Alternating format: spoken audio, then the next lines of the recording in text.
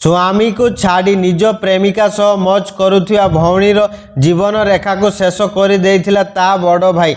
आपण माने जहाकू देखुचंती यार ना होची ज्वाला प्रसाद। आउ यार आरोप जे 25 डिसेम्बर सकाळे निज भौणी को जीवन रु मारी देइथिला गोटे धारुआ छुरी रे। भौणी मायार जीवन तो शेष हो जाइथिला, किंतु समस्तको मनरे गोटे प्रश्न थिला। गोटे भाई जहाकू प्रति वर्ष ता भौणी ता हाथ रे राखी बांधुथिला भौणी को रक्षा करिवो बोली, हेले सेई भाई ही आज केमिति भौणीर जीवन नहीं पारिथिला। आसंतु पूरा घटनाटी जानी। हरियाणा रोहतक जिले रे कबीर नगर रे महेंद्र सिंह रो झियो मायार विवाह लुधियाना रे करि देइथिले। सबु किछि भल भल रे चलीथिला। स्वामी स्त्री मध्य भल रे रहुथिले।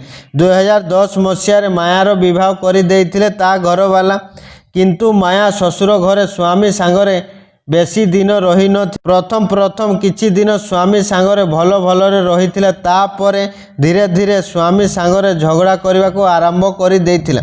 आउ बहुत समय माया निज स्वामी सह झगड़ा कर बाप घर को चली आसुए, किंतु मायार स्वामी माया को बुझे सुझे निज सांगरे घर को नहीं जाऊ थाए। विवाह गोटे वर्ष पर माया निज स्वामी पाखरु अलगा हो सबुदिन बाप घरे रहिबाकू लागिला। माया को प्रथमरु ता बापा माँ बहुत बुझेइथिले निज स्वामी सांगरे रही निजर संसार कर बोली, हेले माया निज स्वामी पाखकू जीवा बदଳରେ उलटा स्वामी नारे मिछ सत कहिबाकू लागिथिला। बापा माँ एवं मायार भाई जुआला जानिथिले तांको झीर चरित्र केमिति बोली। धीरे धीरे समय बीतवा सह आउ 2015 आसीबा बेड़क जुआलार सांग माने ता भौणी मायार विषय रे किछि किछि कथा कहिबाकू आरंभ कर देइथिले। आउ जुआला भी निज भौणी उपरे संदेह करुथिला, हेले जुआला केबे भौणी को रोकठोक करि नथिला कि भौणी मायार विषय रे केबे बापा माँ पाखरे कहि नथिला।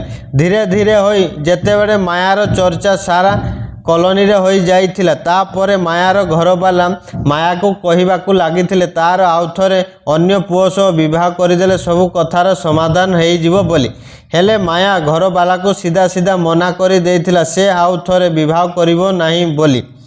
से ता जीवन को बास एमिति अन्य पर पुरुष सह बुली बुली खाली एंजॉय करने को चाहूँगी बोली। 2025 रे जुआला निज भौणी पाई गोटे ब्यूटी पार्लर कर देइथिला ताकि भौणी निज पादरे निजे छिड़ा हो बोली।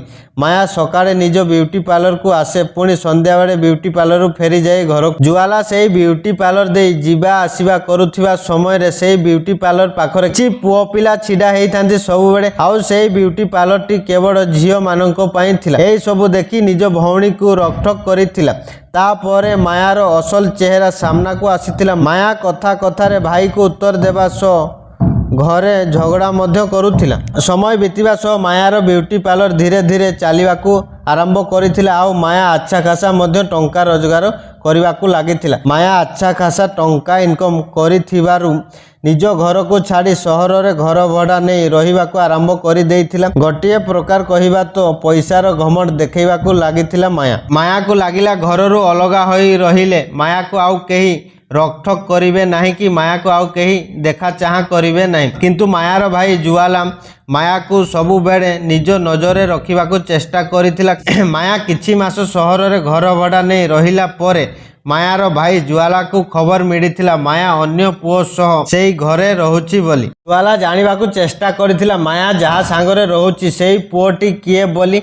किछि समय पर जुआला जानिबाकू पाइथिला माया जहा सांगरे रहुची से तार प्रेमिका। आउ 5-6 मास हबो माया ता प्रेमिका सांगरे लिविंग रे रही आसुची बोली। गोटिए भाई होई केमिति देखि रही पारिथांता ता भौणी पर पुरुष सह लिविंग रे रहुची बोली। तापरे जुआला माया अन्य पुओ सह लिविंग रे रहुची बोली बापा माँ को कहिथिला, हेले बापा माँ झियो को किछि न कही उलटा पुओ को कहिथिले माया जहा करुची करू ताकू किछि कह नहीं। किंतु जुआला चुप रही नथिला। ताकू समाज रो ताना आउ दुनिया आगरे मुंड टेकी चलीबाकू कष्ट देउथिला। तापरे से गोटिए रास्ता बाछिथिला सबु कथार सबुदिन पई समाधान करि देबो बोली। 15 वर्ष धरी जे महिला घर परिवार बापा माँ एवं भाई को बदनाम करी आसुथिला सेही महिलार शेष समय आसी जाइथिला। 25 डिसेम्बर सकाळे जुआला निज भौणीर ब्यूटी पार्लर को पशी गोटे धारुआ छुरी रे भाई निज भौणीर बेक को काटी हत्या करी सेही जगार फेरार हो जाइथिला। मायार हत्या निज भाई करिथिबा कथा सारा सहर रे चहड़ सृष्टि हो जाइथिला।